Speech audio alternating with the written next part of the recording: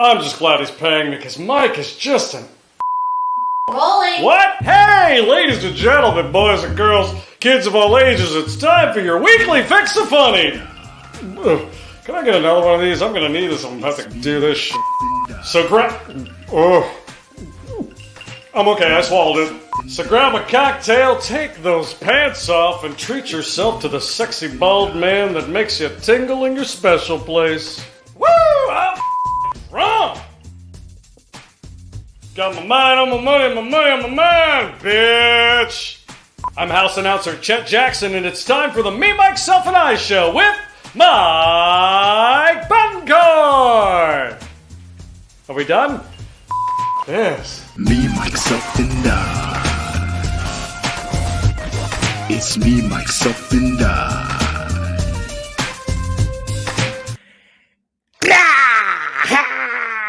Hello,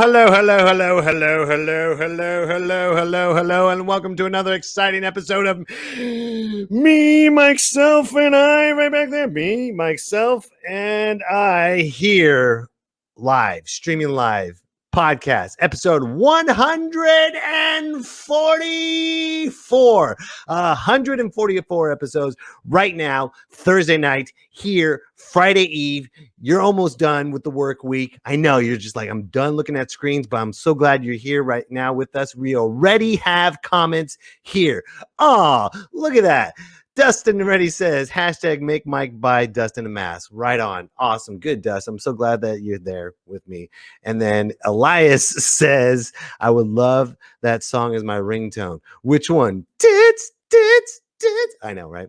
Anyways, let's get back to business. I'm so glad everyone's here. We have a very, very exciting episode tonight. I have a very awesome, amazing, phenomenal guest, and he's a close personal friend of mine. I normally don't say that, but I do, and I'm throwing it out there. I'm name dropping him because I'm so proud of him. He's been in movies. He's been in video games. He's an MMA fighter. He was a football player for the 49ers practice squad. He was also a stunt man. I mean, he is a badass dude, and he's here on the show right now. Mr. Kenny Lorenzetti is here, and he also plays the guitar. So if you guys listen to the beginning of the show before the show starts, the show intro song, he wrote that. Or I'm sorry, his father wrote that, and he took that and remastered it, and he played it himself. And look, he's done so much for this show, and he doesn't even know it because I'm stealing all his talents and making it mine. But I can't wait to see him. It's awesome. But let's talk about what everyone is talking about, ladies and gentlemen. Let's talk about the death of Rush Limbaugh. I know that's morbid. I know that's horrible. I know that I'm going to shake some feathers, but I don't care. I'm not Rush Limbaugh. So whatever. People are happy. People are sad. There's no medium. Everyone's like, how could he do this? I hate Rush Limbaugh. I love Rush Limbaugh. And me personally, I don't give a shit about him because he made fun of Michael J. Fox. How do you make fun of Mike? Hold on. I'm going to show you what he did, how he did it, and why he did. Dude, check this out. This is how much he got under people's skin, Mr. Rush Limbaugh. He got under people's skin and made fun of Michael J. Fox. How do you make... In this commercial, he is exaggerating the effects of the disease. He is moving all around and shaking, and it's purely an act. This is the only time I have ever seen Michael J. Fox portray any of the symptoms of the disease he had. He can control himself enough to stay in the frame of the picture, and he can control himself enough to keep his eyes right on the lens, the teleprompter. But his head and shoulders are moving all over the place. So this is really shameless, folks. This is really shameless of Michael J. Fox. Either he didn't take his medication or he's acting. That also is problematic because Obama can't take care of all 47 million of these people, or he can't take care of half of that, and he can't take care of 1% of that number. Hell, folks, he can't even take care of his family, for crying out loud. Can we be blunt? His aunt lives in a slum. I feel like heading to the top of the Empire State Building and shouting this with the biggest megaphone I can find. His Aunt Zatootie lives in a slum. Okay, I'm sorry. That was funny. That's messed up. But that video, did you see the video? He's like, dude, it's messed up. It's wrong. But you know what? He's either in hell or purgatory right now, so no one cares. Anyways, you have to admit this. You have to admit this. Whether you like him or hate him, he was great on the microphone. I can't stand listening to Rush Limbaugh. Whether you like him or hate him, he was good on the microphone. He never stumbled. He didn't laugh. He didn't break character. He was always poignant to his bullshit remarks, whether they're good or bad. All right, I'm going to get off. I'm leaving. I'm leaving now. But you know who's better than Rush Limbaugh? It's time for Dustin's Thoughts. Hey, what is going on, everybody? I'm excited to be here. I've been having a bit of a week health-wise, so it's been nice having this to look forward to and get to interact with all of you guys in the comments. And just before I get started with my thoughts, just to let you know, I will be in the comments all night tonight on my phone. So if you guys want to interact and make sure you get some messages out to Mike and our amazing guest tonight, or myself, make sure you hit me up in the comments. My thoughts tonight are simple. What is in a name? You know, our name is our first impression for everything in the world. It's not even our name is sometimes the first impression someone gets just by reading it. You know, my name, Dustin Wood, for the most part, I'm proud of it. But then I also think about the downsides. You know, like my name kind of sounds like a 1950s term for jacking off. You know, like, oh, after the malt shop, I think I'm going to drive up to Makeout Point and dust my wood. You know, it just sounds kind of like, you know, a Happy Days term for jacking your wing. Another thing I've noticed is like how important picking a name is. Like, I never understood the responsibility until my sister was pregnant with my beautiful nephew, Roman. She didn't know what to name him at first. She wanted to name him like a very like strong Italian name, which didn't make sense to me and bothered me a little bit because we're an Irish family, you know, like, and I think the only reason it's because my sister wants to be Italian so bad, and not like Italian, like someone from Italy. Oh, I'm reading the comments, Mike. I'm reading them. She doesn't want to be someone from Italy. She wants to be kind of like New Jersey, you know, Sopranos, get your finger out of my face kind of Italian. And, you know, so like she was really, really into like, she wanted to name him like one of those type of Italian names, like Ragu, or, you know, get out of my face, you know, or I don't know Italian people. I try not to talk to them. So but sound like an Italian guy was gonna get killed right there. I'm in the water swimming with the fishes. Swimming with the fishes. Hey, what are you gonna do? But we wanted to name him like a traditional Irish name, like Spud or Hereditary Alcoholism. And I like Hereditary Alcoholism. It's a lot. Yeah, it rolls it's not bad. And Hereditary Alcoholism. It's time to get drunk. Are you ready to get drunk? Ooh, let's check. Hold on. Check out what Elias just texted. He just said, "Dustin Wood, you may be Native American." That means he needs to get wasted. You're gonna get canceled. Bro, are you excited for the show? Are you Dude, excited? I'm super excited about the show. Thank you so much, man, for having me on. I'm so glad you're here. And by the way, folks, before we move on, before we bring up this amazing guest, Dustin and I created a game. I already posted about it. If you don't know what I'm talking about, stay tuned. It's going to be Dustin's a lot of coming fun. back. It's going to be a lot of fun. And Kenny is waiting. He's like, what kind of game is this? Don't worry. We're not going to embarrass him because this guy will destroy me. Speaking of, all right, Dustin, I got to go. I got to bring him back. All right, brother. All right. So before I bring him up, I want you to look at this badass. He is such a badass. Look at his reel, okay? He's done so much. I'm so proud of him. So I'm going to show you his reel, and then we're going to introduce him. I've known him for a very long time, and I've seen him grown. I can't even say the word. I'm just gonna shut up. Here we go.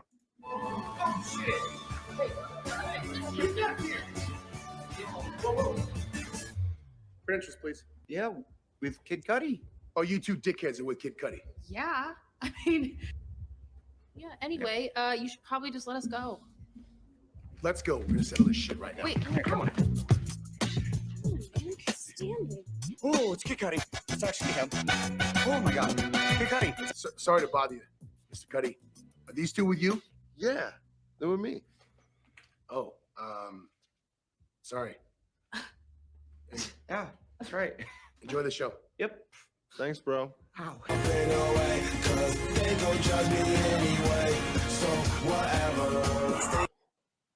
think he said 8. Ain't that funny, Bill? I'm in fucking stitches.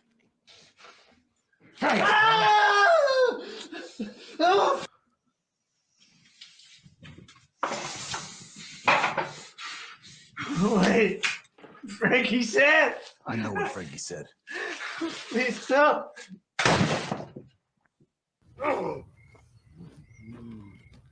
He's the one that found him, Bob. Good job, boy. There's no sign of her. She couldn't have gone far. We'll find her in the morning. He's still alive. John, help me. Let that motherfucker die! Yeah. Now, I'm gonna keep pushing this down your fucking throat. What? What's that? Huh? I don't understand that. Jeffrey, William. No, who the fuck? What? Huh? We're just getting started. You understand me? We're just getting started. I love this shit. I fucking live for this shit. This is my fucking life. You hear me? You fucking hear me? Now, I will be the last eyes you gaze upon, unless you fucking tell me what I want to know. Okay, he's a little shaken up, all right? Shut your mouth, Reggio. Mind your business. Jimmy. Yo. Make some more drinks. You are selfish. I cannot believe you are calling me selfish.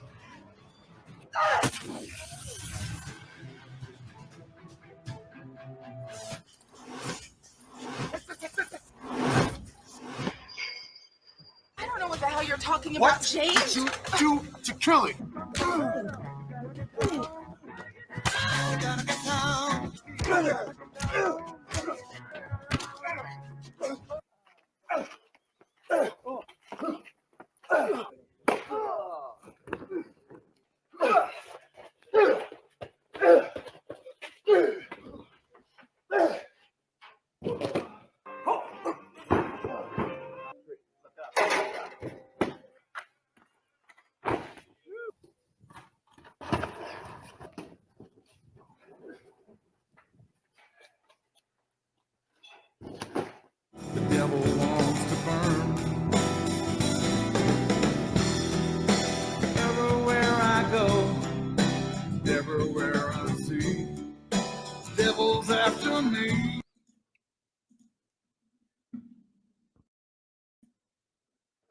Hello? Dustin, do you hear me? Yeah, what's up, bud? The picture's dark. Though. Yeah. What in the hell just happened? I don't know. This is weird. Dude, that footage of him in the MMA, right? Is this like I'd rather have a fingernail stuck in my pee hole than be told I have to fight him. Okay. I don't know why I'm not showing. This is weird. Hold on. Keep talking. Yeah, dude, he is terrifying. But I also got to meet him before the show, and he's one of those guys. It's like one of those anomalies where he's the scariest looking human being, but is also like the nicest and like sweetest human being I've ever met. So yeah, I'm excited for. Dude. I didn't know he was in Jexi. I just watched that. Okay, all right. Well, the show must go on, even though I'm not on. I don't know why. This is really weird. And it's and Mike, it's a little disrespectful to be doing blackface in 2021. I don't know why you think this is okay. All right. Well, I'm going to bring him up anyways, ladies and gentlemen. All right, ladies and gentlemen. Even though this is a black screen right now, this is bullshit. I don't care. You've seen him in the movie Jexi. You've seen him in Mafia. You played him in Mafia Definitive Edition. He's an MMA fighter, actor, stuntman. Ladies and gentlemen, please put your hands together for Kenny Lorenzetti.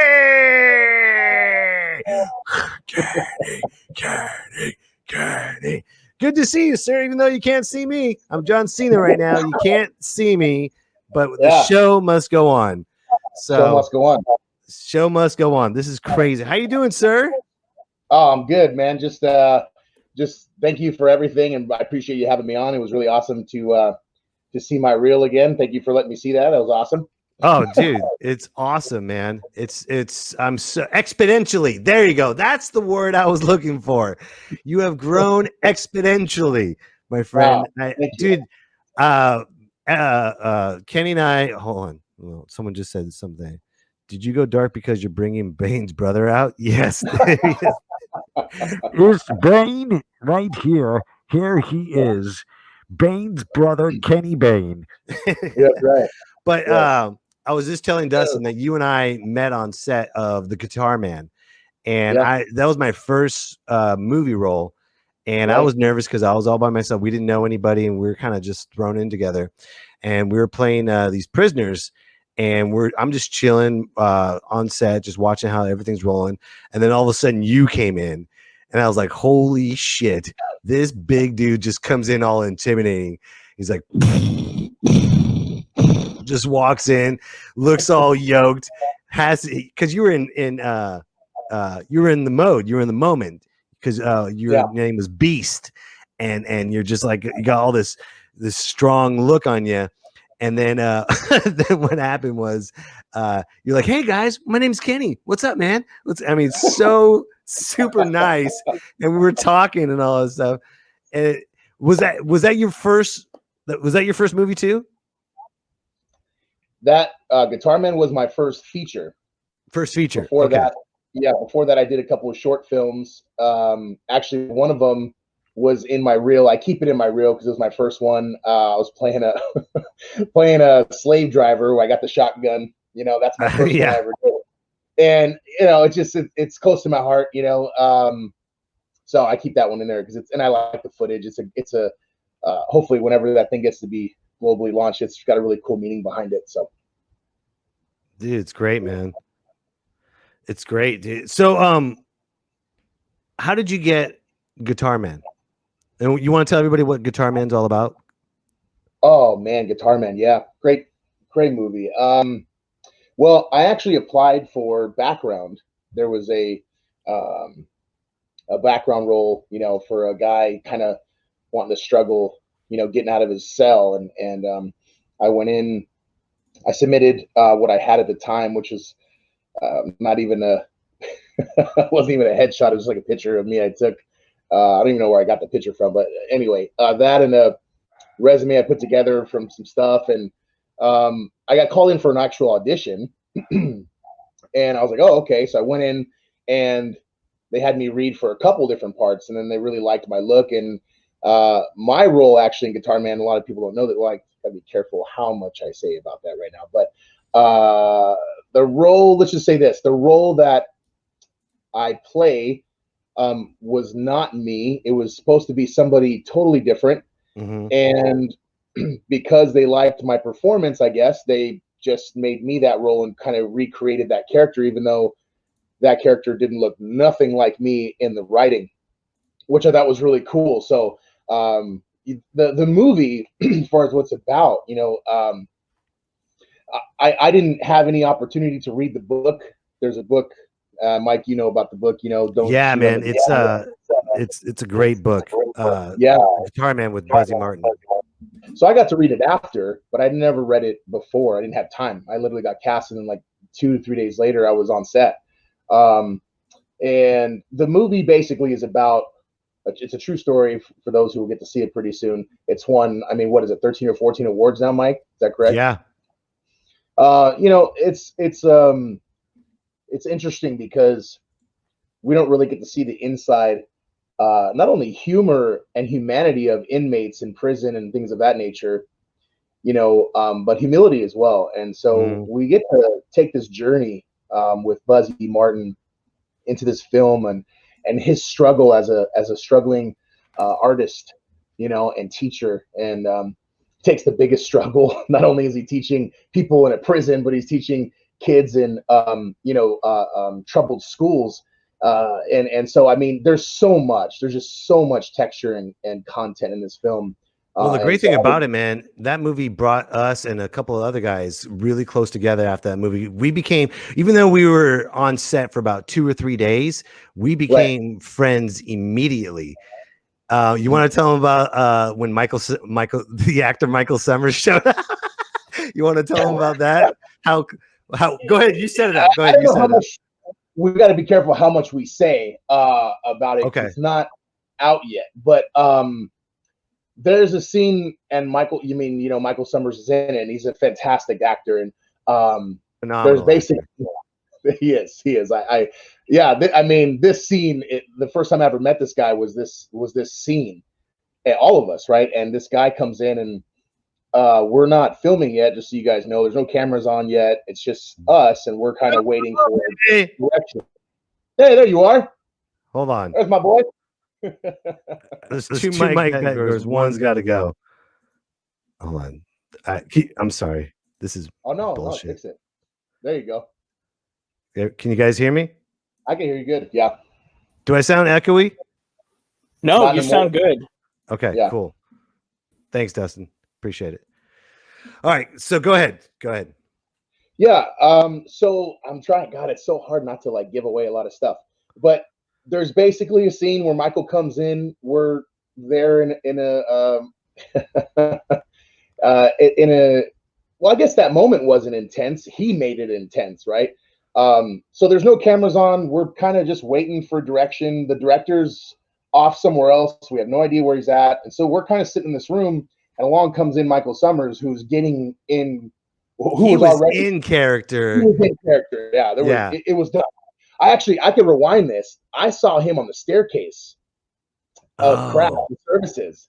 Did I ever tell you that? No. Okay, so let me rewind this. Before he came in at that moment, I was in craft services getting coffee or whatever, and there's this weird guy putting his shoes on in the staircase. Yeah. And I look up, and I'm like looking at this dude, and I got on set hours early every single day. I would lay in the cells. I would kind of just really kind of get into character every day, and that was kind of my more method. I've learned then, and I know even more now. I really like method acting. So I'm looking at the staircase, and I'm seeing this guy, and he just looks.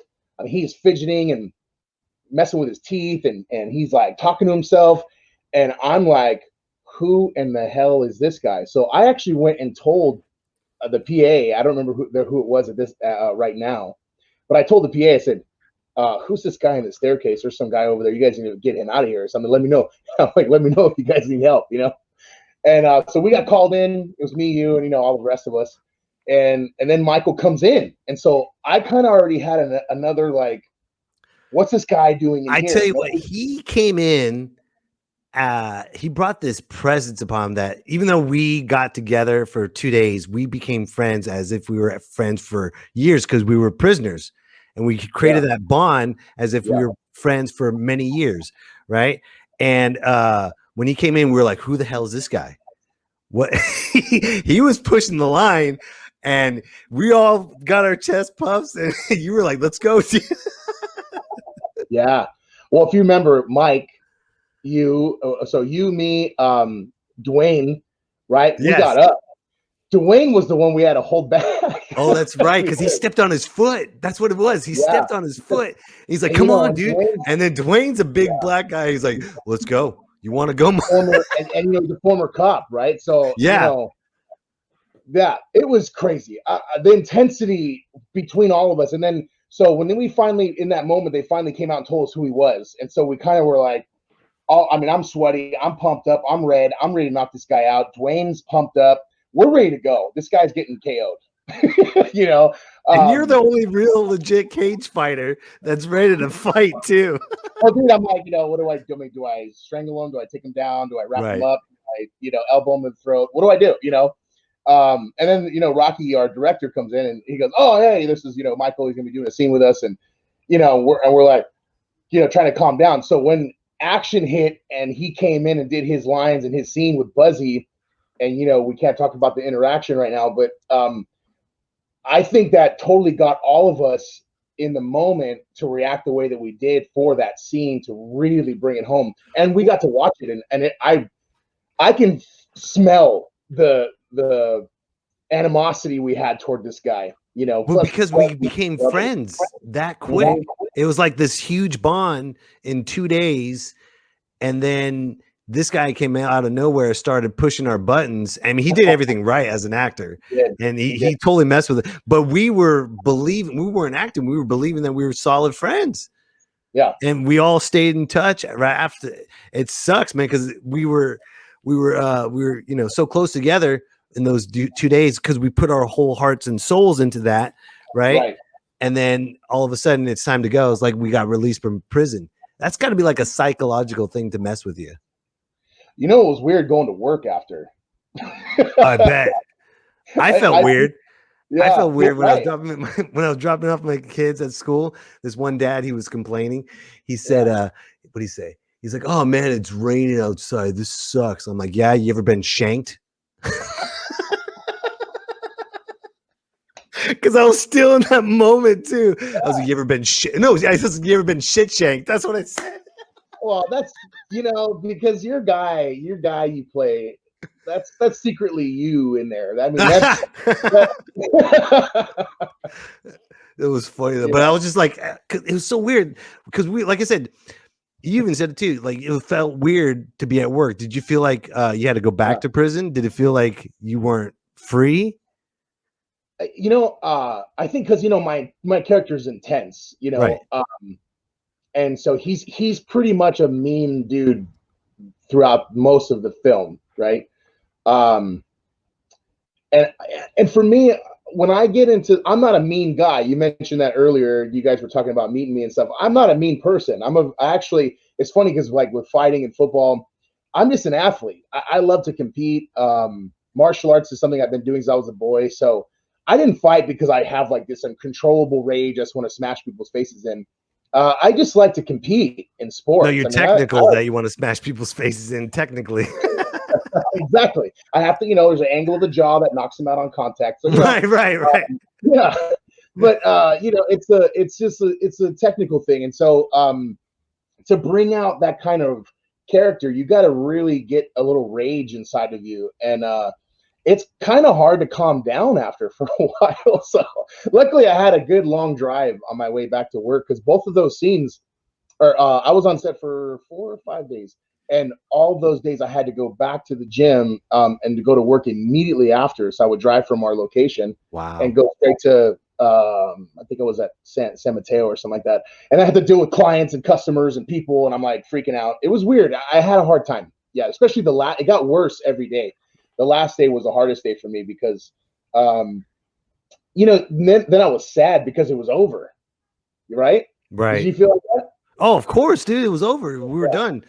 We're done working and we're on to the next job because it was sad because we bonded really well. Yeah. That's what was sad. And then we all had to go back to normal.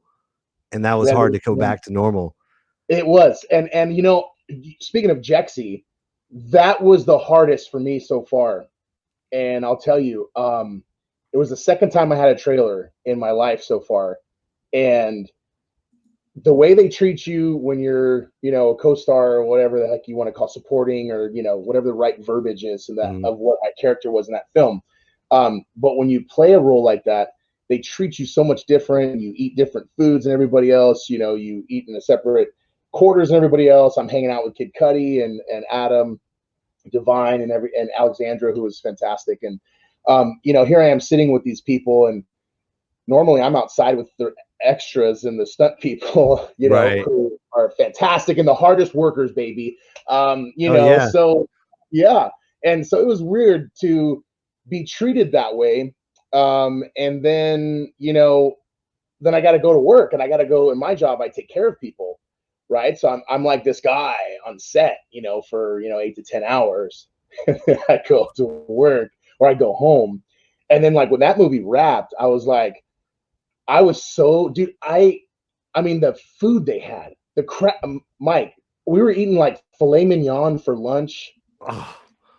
Dude, I mean, see, it was a CBS film. I mean, they went all out. Okay. I mean, from breakfast, lunch, and dinner, it was unbelievable. Okay. Wow. So I go eating like that, and then I'm getting a sandwich, next door at work. And I'm like, oh man, I had a hard time. I actually got depressed after. Dude, that probably why what pushes every single actor to star in a leading role because of the great food. Dude, the way you're treated, it's like unbelievable. It's yeah. And then it's just as being on set, on set in general, regardless of what you're doing there, is just a very, very exciting, thrilling thing to be a part of the creation process. Right. Do you have a type of role that you would really like to play, or do you feel like you're overlooked because of your size? Good. That's a good one. Yeah. Obviously typecast, they call that in our industry typecasting. So I'm typically I'm usually the bad guy, the mafia guy, the cop, which is a good guy, but typically I'm intense. I'm either getting shot or killing somebody or, which is fine. But what I liked about Jexi is it did get to kind of show both sides of me, what I can do, because I did have a little comedy where I'm dancing. If you have to see the whole movie to see the kind of the small little arc of my character where he comes in, he's like this menacing guy, and I'm gonna control everything, and all this, and then it's like he's partying, having fun, getting high with Kid Cudi, that's his boss, and so that was fun. I got to do a little dancing and stuff, so that was kind of cool. So I'd like to do more comedy because I love to make people laugh. But my dream role, I have a few dream roles. One of them is to play Kingpin. Oh my God, you would do so well as Kingpin. Hold on, I gotta bring Dustin on this. He's a huge comic book nerd. Okay. Dude, Go ahead, okay, Dustin. that is so spot on. It blows my goddamn mind. Okay, so I've already nerd casted you for 3 different things in my head when it comes to comic books. So I'm so glad that you brought those up. The first one is obvious and was brought up in the comments is Bane. I'm Bane every year for Christmas. For every year. Merry Christmas. You think Holiday Cheer is your ally? Yeah. Santa, I will break you. Yeah. Okay, so the red-nosed reindeer. You need to even if it's not something that somebody's written, I'll write it as a writer. You need to do a 5-minute Bane short film. Just for your reel, because you're so perfect for the role, and because Bane should look like Michael Chiklis having an allergic reaction to something, and that's what Kenny is that. That's not the first time I've been called Michael Chiklis. That's great. I love it. But the other thing, another role is I love not the popular characters in Spider-Man comics. I like the ones that, have maybe having, Green Goblin and Doc Ock are the ones that everyone knows. I think you would make I don't know if you've heard of the character, you would make the perfect Scorpion. Oh, I know. Yeah, perfect. Hold on, Chief John Federico from the United States Navy just left a comment. He says, "Yeah, a school principal isn't going to cut it, bro." I won't be cast as a school principal or. Dude, you'd be a badass school principal. Dude, if they did a remake of The Substitute, I would cast him as the principal. Hell yeah! You're late for school. Yeah. Where's your hall pass? I'm your hall pass. That's right.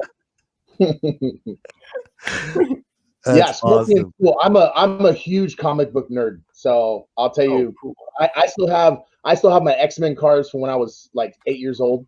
Dude, me too. The Fleer ones. I have the Marvel masterpieces. Yes. Ultra 94. I got them all, dude. I got stacks of comic books, my X-Men cards, my Marvel. Oh yeah, I'm a Marvel, and I love DC too. So I'm not.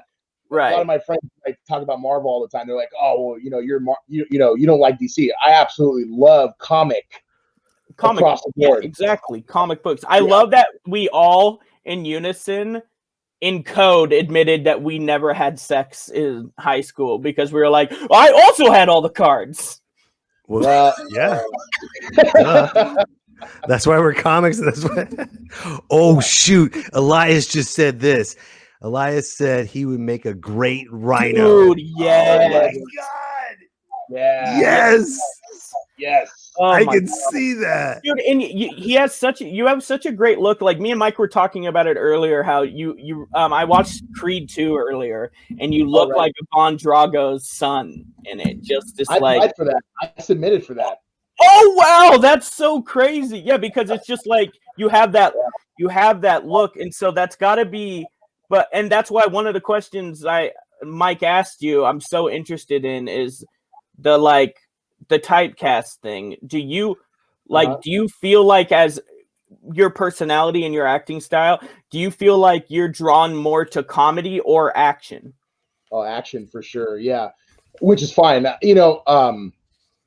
My acting coach all the time, we talk about my typecasting, and I'm totally fine with it. It does not bother me. It's actually because I'm typically more of the action stuff, more of the intense, guy. It's actually a lot harder for me because I'm normally just funny and witty and goofy.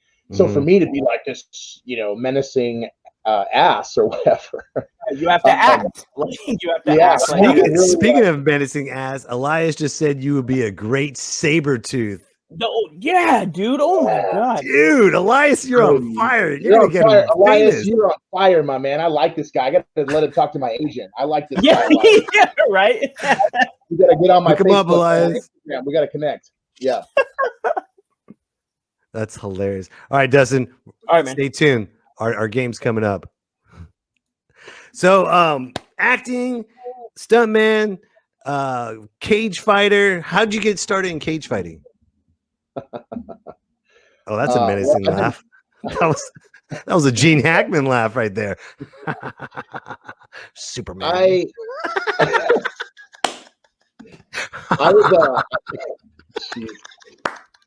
I was pursuing the NFL really strongly after I got injured after being in the practice squad for a few weeks, if that. I mean, it was such a short-lived thing, and I can never let it go. On the 49ers? Yeah, right? My whole life I wanted to play professional football. It was just all I've dreamt about. You ask anybody that's known me since I was probably 10, other than imitating Ace Ventura, I was playing football. So, Nice. it just was my life. And so when that didn't, I got injured really quickly, and then I bounced around from semi-pro teams, arena, and stuff like that. And injury after injury, kind of a thing, which kind of halted. And then you start getting up in the 20s, you start getting 25 and then 26. And I talked to this agent. So this is how I got into fighting, because the agent told me, he said, well, I went and tried out. I did a combine, and I basically beat everybody there. The 40-yard dash, the 225 bench press. I mean, everything. I surpassed all the expectations, and way better than what I did, years before. I was the strongest I've ever been in my life. Mm-hmm. The agent told me I was 26 years old, that he would be the laughing stock of the NFL if he tried to get me as a walk-on because of my age. Because I was getting, not because of your size or how good you played, just because of an age. That's such a diva thing. Yeah. So he said, you can keep trying. And then he recommended I go to play in Canada. So I went to try out for the CFL. I actually tried out for, and I made the team of the Euro League at the time. It was the Bologna Warriors, actually. And I make the team. There are only allowed 3 American players for the season. So my agent at the time got me on with them. It's a go. I quit my job. I'm ready to go. And then NFL Europe got canceled. So that sucks. I'm at home, and I'm just so depressed. And my coach, Master David Morris, who's just a mentor, just a wonderful guy.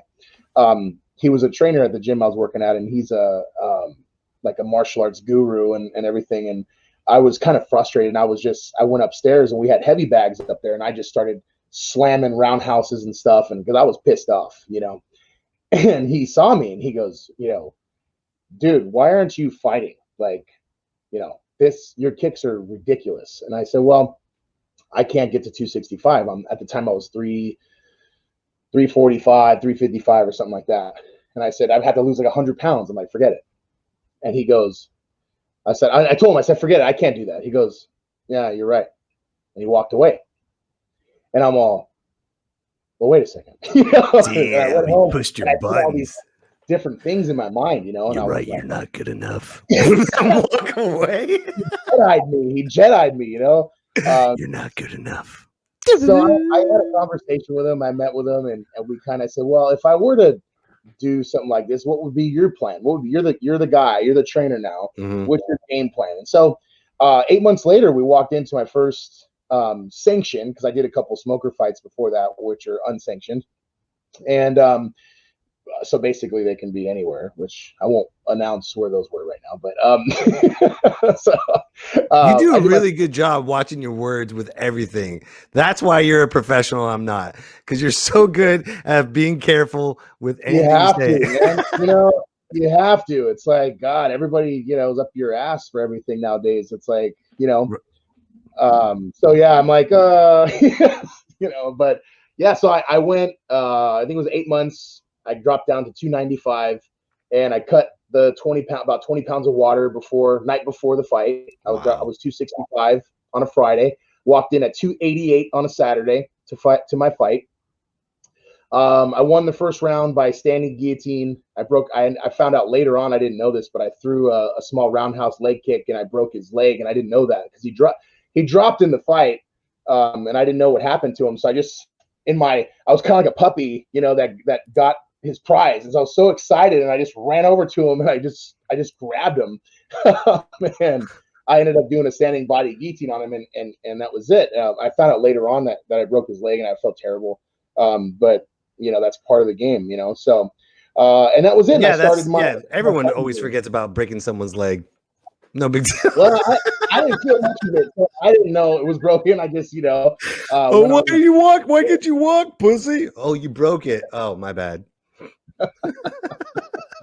Well, he was there's in the heavyweight division, you have the bigger guys of the heavyweight class, and then you have the smaller guys of the heavyweight class. So, it's kind of unfair for somebody of my stature to be going in at a heavyweight. I mean, they should have a super heavyweight or an ultra heavyweight. It's unfair for me to drop to 265 and then be 290, 300 the next day like Brock Lesnar and stuff like that. That's not fair by any stretch for these guys who are 230. Now you have 60, 70, 80 pound difference. That's not. I don't think that's okay. But that's not my call. I just go in there and fight. Wow. I just go in there and fight. That's such a great fighter answer. Dude. I just go in there and fight, break legs, don't even realize it. Yeah, we had so many cancellations. I would prepare for a camp, and then we'd be getting to it, and then the fighter would back out.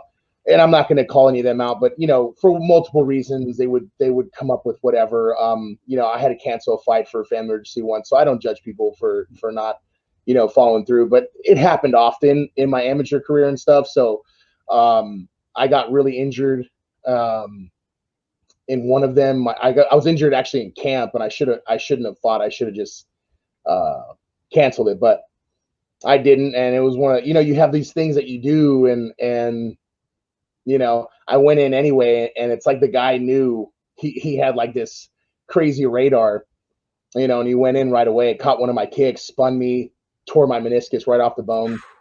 And I couldn't, next thing you know, I went to go put my foot down and I couldn't step at all. And I was freaked out. I didn't know what to do.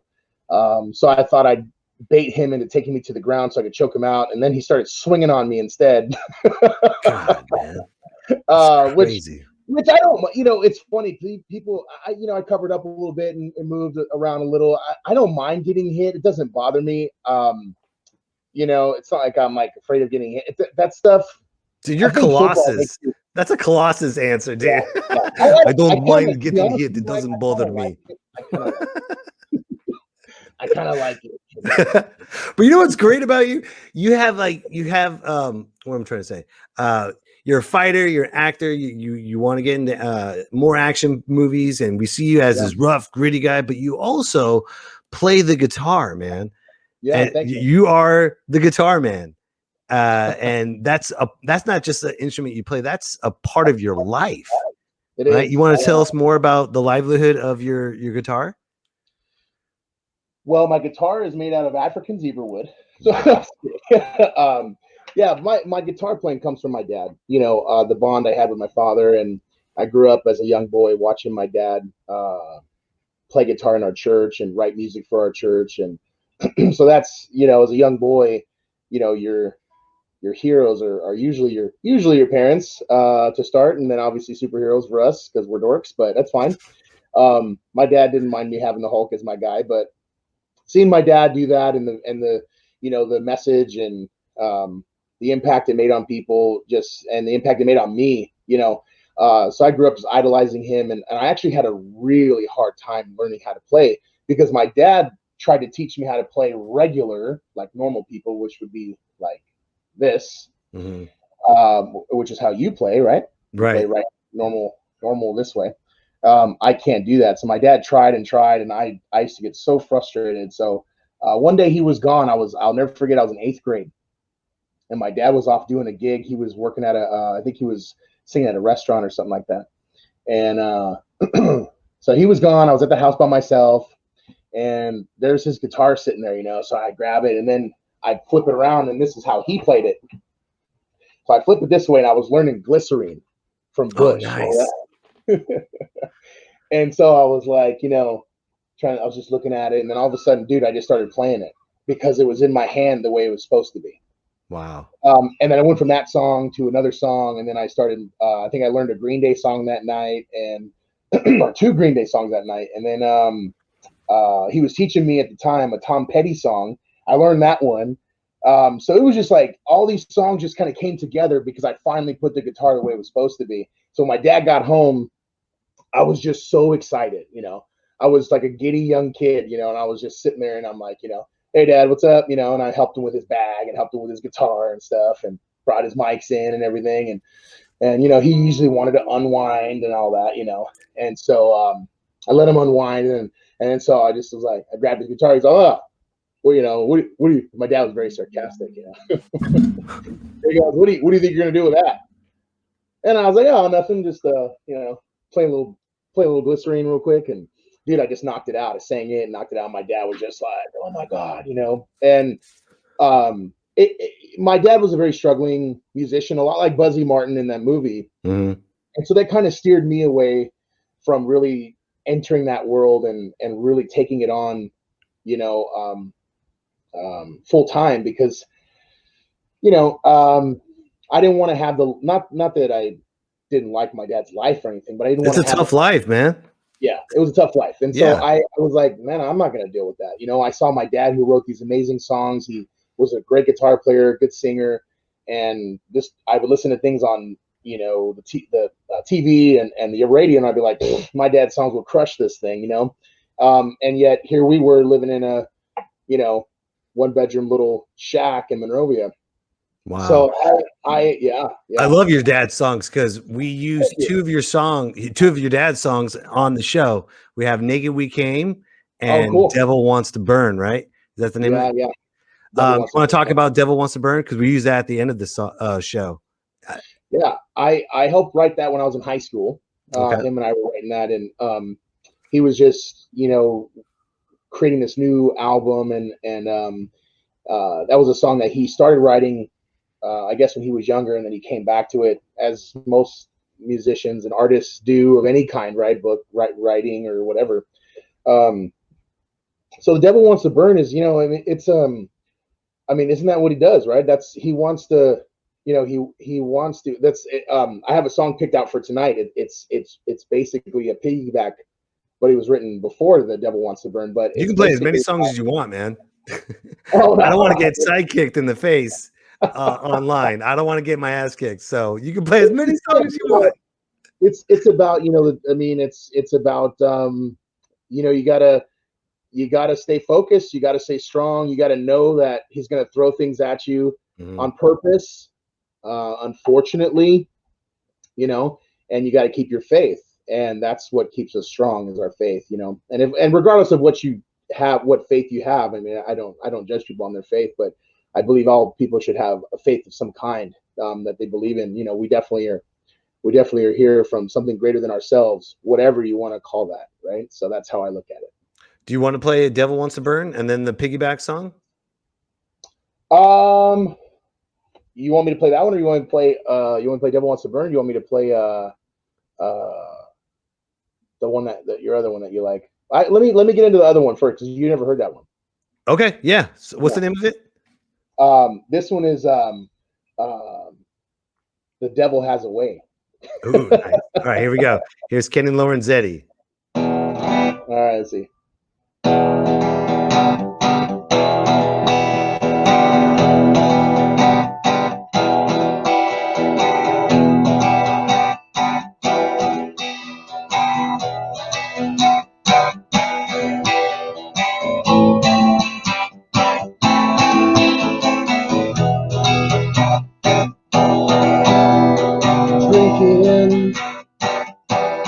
Drinking and gambling, run like a fool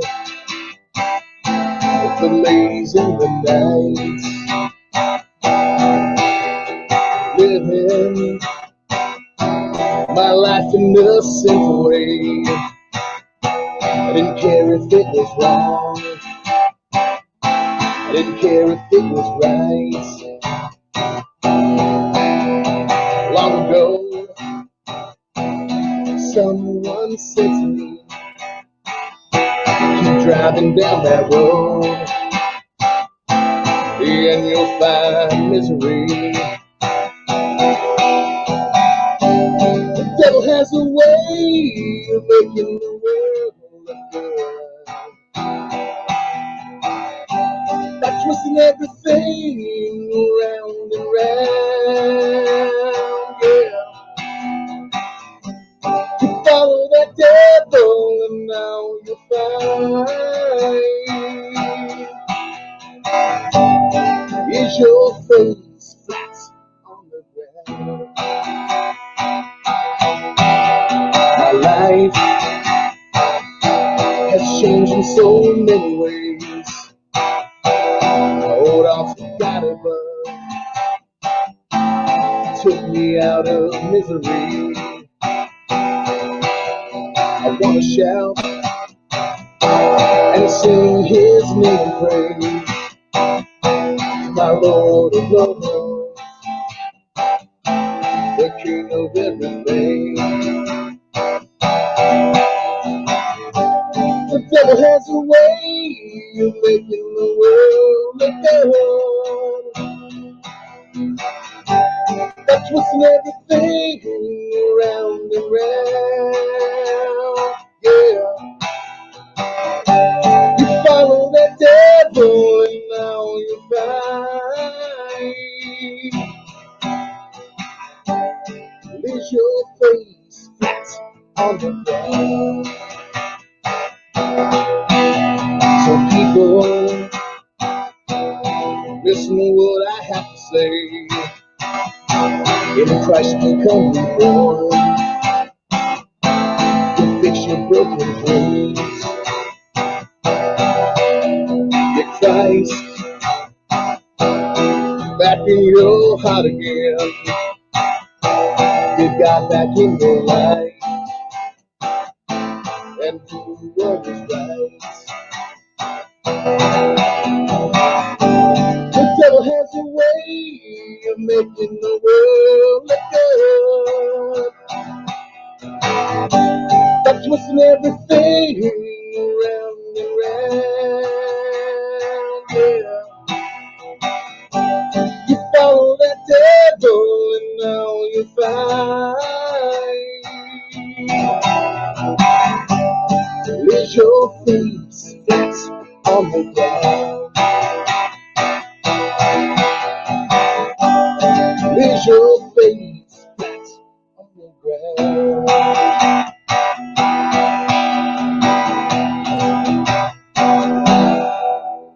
All right, dude. That's the closing credit of the Kingpin movie when you're walking away after you just killed Spider-Man. Well, I know I mentioned to you. I've been working on a acoustic Christian rock album. So I just finished it. It's now going through. Sorry, it's my goddamn webcam. The devil's on the way. Everything, Yeah. dude. Beautiful Christian song. Now we're gonna say "God damn it" on TV. I'm sorry. God will forgive me. He will forgive me. He's does. There we go. All right. Yeah. So I just finished that. You liked it? There we go. Right? I gotta zoom in and then I gotta zoom out. This is the weirdest interview ever, and I apologize. You don't need to do it. I do. Okay. This is how I focus. Okay. So what's your other song? I'm sorry. I'm the worst interviewer ever. Go ahead. Oh my God. What was your other song? Well, I have a lot of them, but we can do. Well, that was a hardcore. That was like my most rock-esque style. Then we have a little softer styles that me and my dad wrote. But that was my dad's song. He wrote that song. I only adjusted a little bit of the speed, and then some of the lyrics I placed a little differently. But that's my dad. 85% of that song is basically my dad's. And that's kind of what I've done. I've taken a lot of his music, and it's mine now, right? It's kind of like the torch is passed. So I have just these books and books of music, and luckily I have him on recording. I get to hear him anytime I want, which is the most. Wow. And you're playing with him while you're playing. You're playing with him. Yeah, this album will have a few songs that are him and me playing together, and I'm doing backup vocals and guitar with him, and it's like that experience was probably. I mean, yeah, it was one of the best days of my life outside of having my son. And my wife will see this and getting married too. So there you go. You gotta say getting married, then the son. You have to say getting married, then the son, then playing guitar and kicking people's asses in a cage fight. Right. Do you want to play one more, and then we'll play this new game that Dustin and I came up with? Sure. I'll we'll play one more. Sure. Let's keep it, since we've been doing the rock stuff. Let's keep it fast. How about that? Hold on, Kenny. We got a surprise guest, Mr. from the movie Guitar Man, Mr. Tony Alvarado said, "Get it, Kenny." Hey. What's up, Tony? Okay, I gotta go. Hey, go ahead, Kenny. Tony is awesome, man. I was doing my headshots, and he's so funny. He's always surprising me. I went to go do my headshots, and Tony was there, so that was pretty cool. So this is one I'm gonna pick just because I know it's my son's favorite. He just absolutely loves this song. I have to play him for it all the time. So this is a fun one my dad wrote as well. Let's see. Here we go.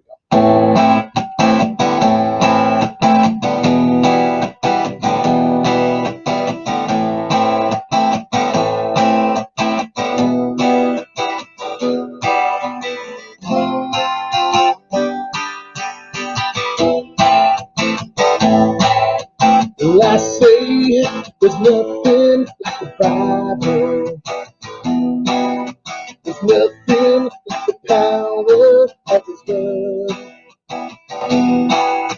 And I say there's nothing like the Bible. There's nothing like the power of His word.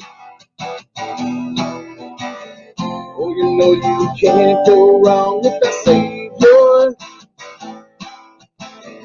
He'll be your best friend every day. Ask God just to pour His grace upon you,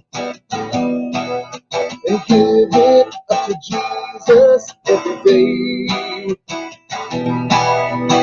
Oh, there is no feeling like it. He'll give you the strength you need every day. I say there's nothing like the Bible. There's nothing like the power of His word.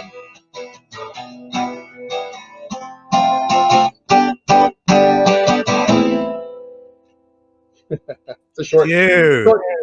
My son loses his mind over that song. He goes like this and starts rocking out. He loves that song. So I had to play. That was my fun one I had to do for him. So one day, if he ever sees this, he'll get really excited about it. Oh man, thank you for playing it, dude. That's awesome. Love your guitar. I'm so glad you played. Oh, we got a question from Tony. He says, what's coming up out or anything during the pandemic? Music, movies, fights, etc. Website. What do you got going on? Coming up. Well, let's see. Well,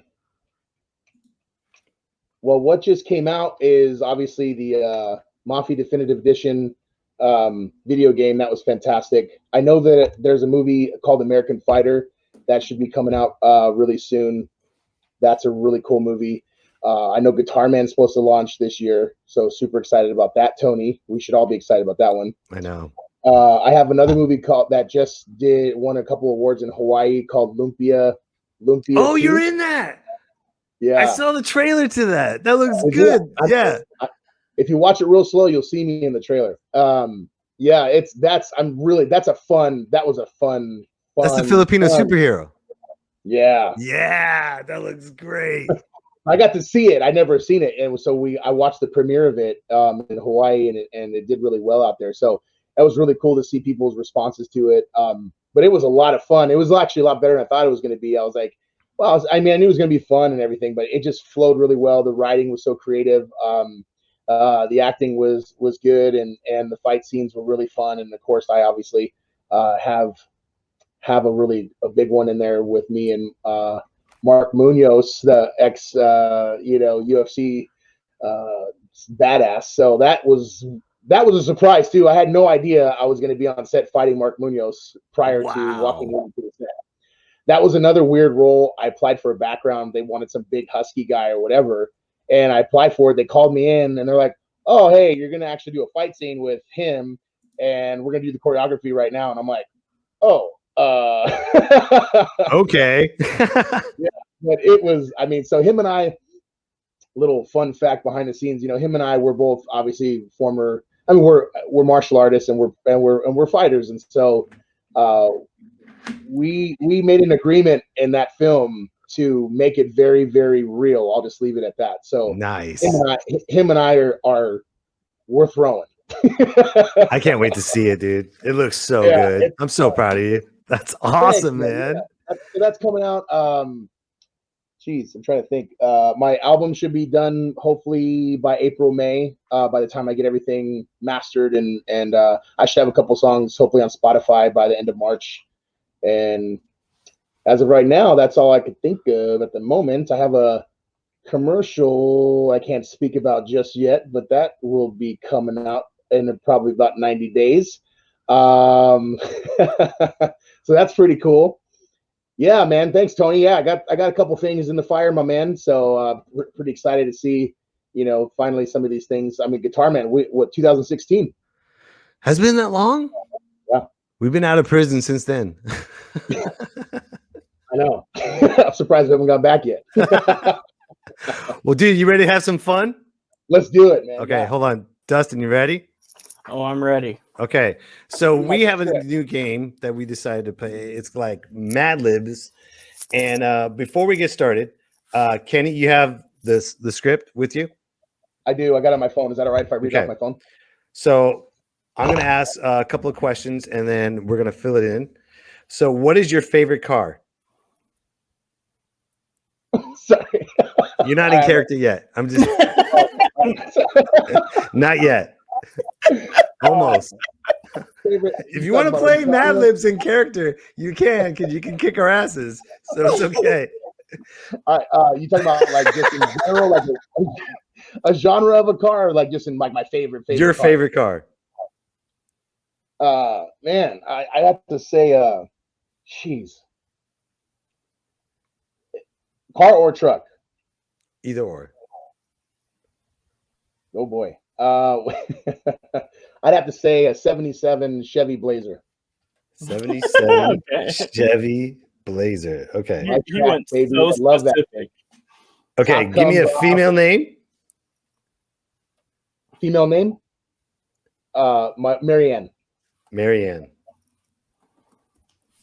Okay. Chain restaurant.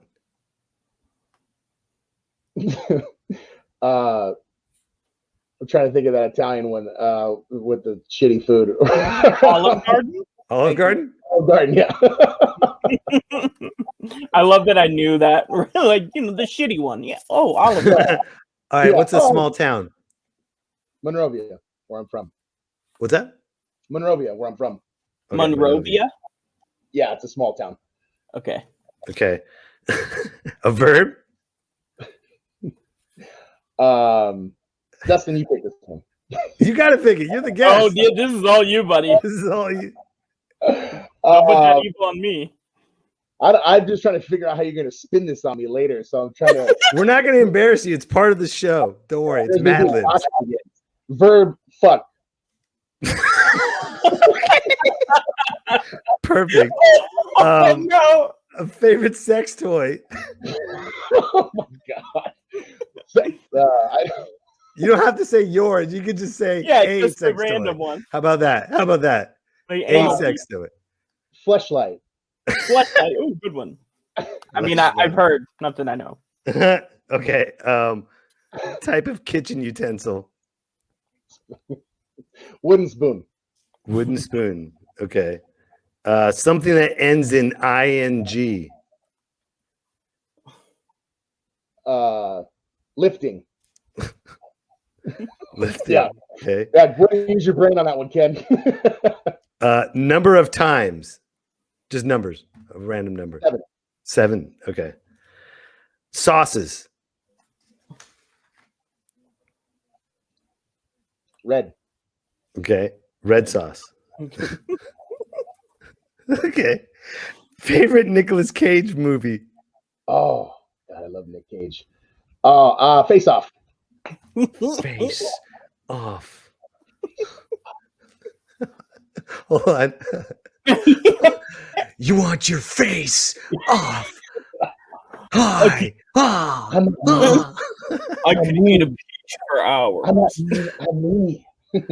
Okay. Football arena. Niner Stadium. Levi. Okay. Favorite horror villain. Ooh. Man. It's between 3. The original 3, right? Horror film villain. Let's do Jason. Jason.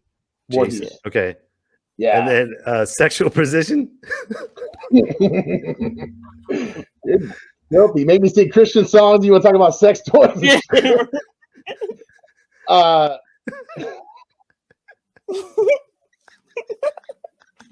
These guys are just, oh my god. That reverse cowgirl. Reverse cowgirl. I like many, but we're gonna just pick that one out of the hat. Okay. Give me a silly word. Silly word. Flubber. Flubber. That's a silly word. Favorite curse word. Like one I say all the time. Probably shit. Shit. Okay. Yeah. Perfect. Favorite number. 7. Favorite fruit. Favorite fruit. Oh man, I like blood fruits. Let's just pick. Just do mango for now. It's fine. That's Mango. Okay. Yeah, that's cool. Hairstyle. Bald, baby. Huh? Bald. Perfect. Yeah. Silly word. Again. Yeah. Limpy. Limpy. Biscuit. Okay.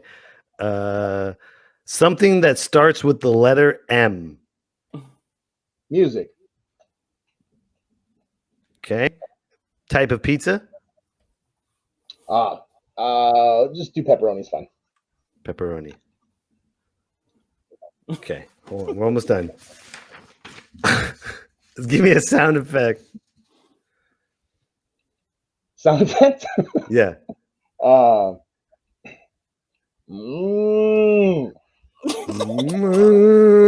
have to do Okay. that for my son all the time, so it came out naturally. I do cows like 4 times a day. So That's awesome. Professional wrestler. oh man, Hulk Hogan. Okay. Okay, and then let's see. A Disney character. Disney character? Yeah. We'll do Beast. Beast? Yeah. Is that a Disney character? Yeah, Beauty and the Beast. Oh, Beast from Beauty and the Beast. I was thinking of X-Men. Yeah, Oh, yeah, but okay. also Disney owns everything now. So Okay. also Beast from the X-Men. Musical instrument? Huh? A musical instrument.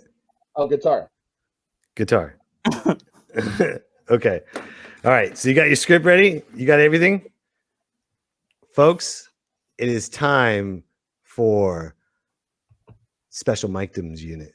In the live stream podcasting system, sexually frustrated listeners are considered bored and extremely dangerous. In your streaming device, the dedicated host and correspondent who investigate their guests' vicious and dark answers from an elite game called the Special Micdom's Unit. These are their stories.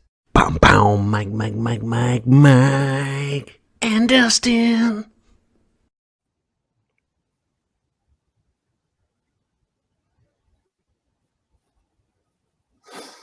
Your line. Why am I here? You know damn well why you're here, you son of a 77 Chevy Blazer. This will never hold up in Wait. We found your twin cousin Marianne behind the Olive Garden in the scariest part of Monrovia.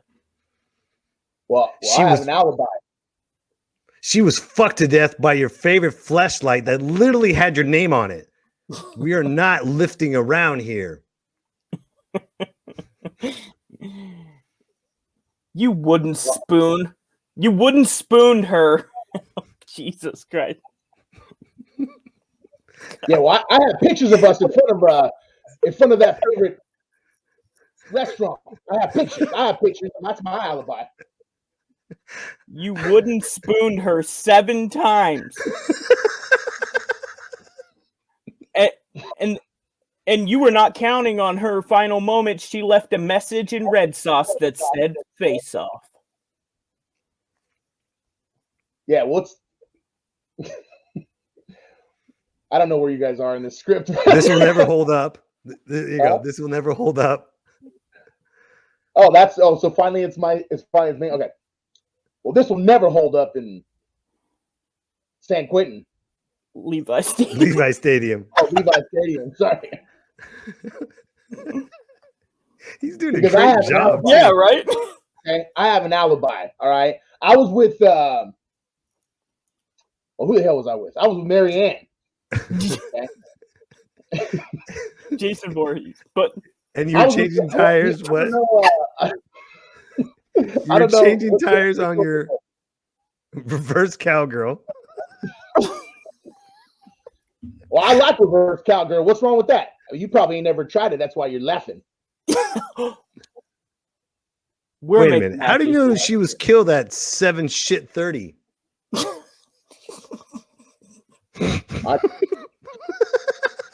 Well, we were changing tires, and on his truck, the 77 Blazer. Go ahead, Dustin. You're going to make us do this, aren't you? You're going to make us play Guitar Cop, Pepperoni Cop. I am.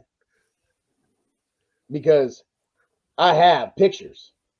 I have pictures of us, in front of that favorite place. So go to these are questions are getting a little these son of a bitch. All right.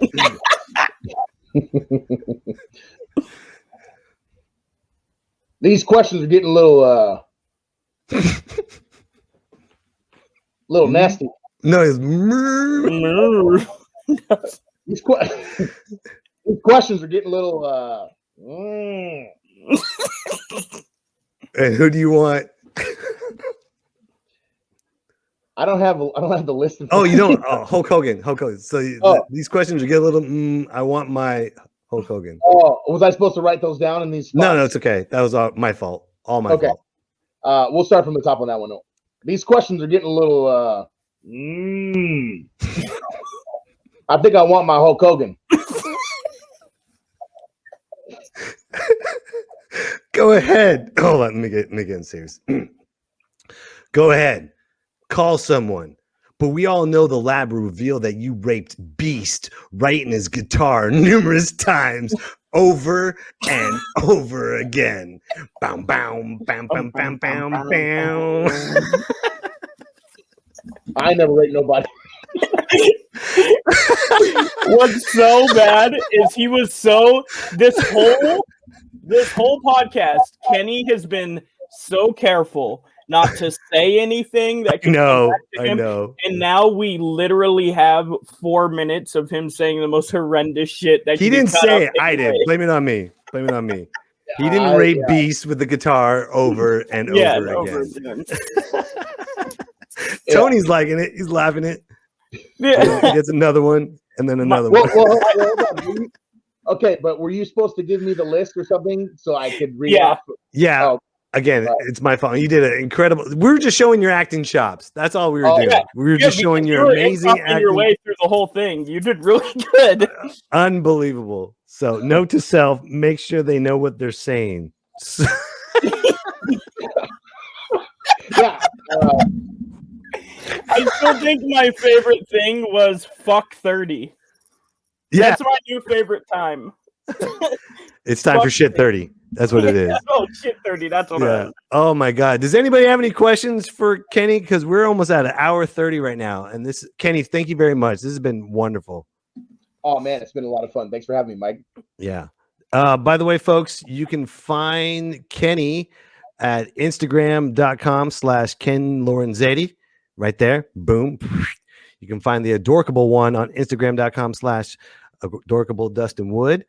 If you just tuned in, you want to see the rebroadcast, you can, because it'll be on youtube.com/Mike B Comedy.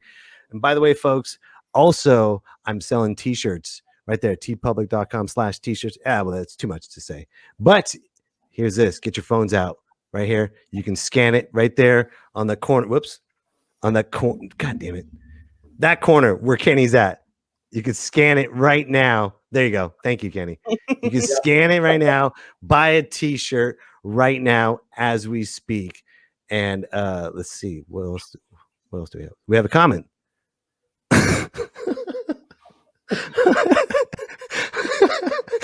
John Federico says the reverse cowgirl though. This shit was great.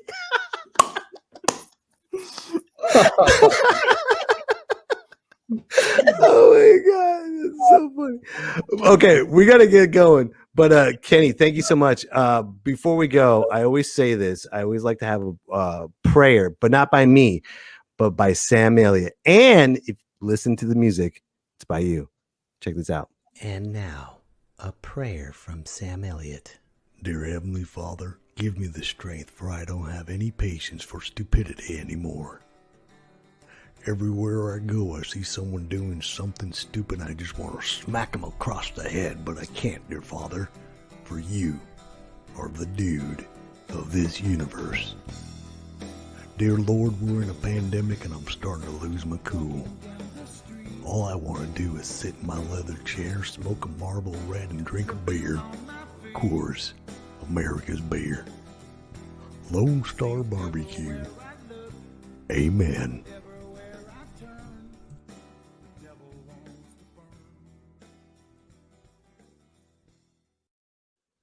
Boom, Kenny.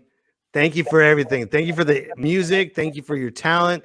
Thank you for your friendship.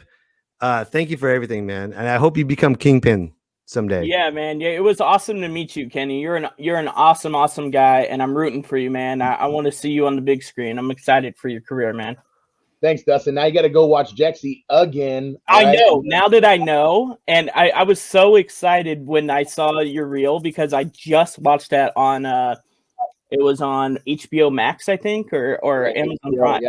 So good, man. I can't wait to watch it again and to be like, I'm gonna totally like lie to him and be like, oh, I'm actually really good friends with that guy. Kenny, do you have any words of wisdom to anybody that wants to get into this type of business and follow your path? You know, man, a lot of people, there's a lot of cliche things you could say that people won't maybe necessarily latch onto, but, you know, you just got to keep going. You got to fight to find your self-confidence every single day. I'm consistently watching, reading motivational things. A lot of people I follow on Instagram, motivational stuff. I like to write motivational things. I like to constantly, you know, there's a saying by Zig Ziglar, motivation is like bathing and eating. It doesn't last. That's why we recommend it daily. And I think a lot of people, they get unmotivated, they hit no's, they get, you know, especially in our industry where we get a lot of doors or basically unknowns, right? We put an audition in, we'll give it everything we got. We don't ever hear anything ever again. And that happens sometimes. Like I've done, just in the past 2 weeks, I've done a dozen auditions. And I was very fortunate enough to find out today I booked one of them. Congratulations. Congratulations. 1 out of 12, right? You know, heard back from one of the other ones, didn't hear a sound from 10 of them, right? And so, you know, it's just one of those things where you really got to find and not only master, you know, because everybody has talent, right? It's a process of practice and you know, and education that makes it a skill. So getting your talents and creating a skill and then figuring out where you fit and what you want to do.